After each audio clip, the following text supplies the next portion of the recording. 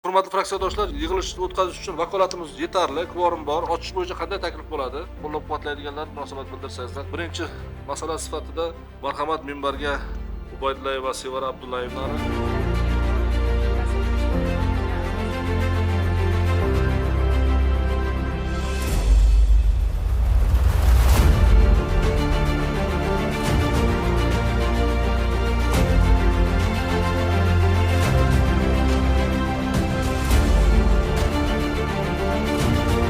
Marhamat hurmatli fraksiyadoshlar, kimda qanday savollar bor? O'zbekiston viznos to'laydi. Viznos miqdori o'zgarmaydimi?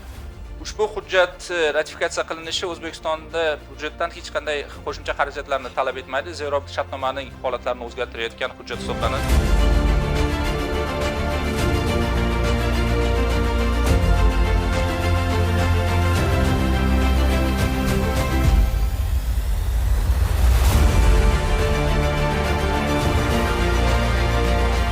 Ma'muriy javobgarlik kodeksida har qanday shirqimlik uchun javobgarlik bor.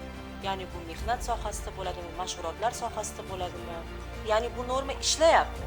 Bu norma ishlab turgan paytda, ya'ni mehnat kodeksiga bu narsani ajratish, kerakli boshqa ijtimoiy munosabatlarga hammasiga yozib chiqaylik. Xalqaro standartlarga mos ravishda O'zbekiston standarti qabul qilindi va O'zbekistonning mehnat sohasidagi standartida mehnat va mashg'ulotlar sohasida degan bu yangi termin va ushbu standartda siz hozirgi aytib o'tayotgan lavozimlar, kasblar, ishlarning ro'yxatlari yangi xalqaro tajriba asosida milliy standartimizda qayd etilgan.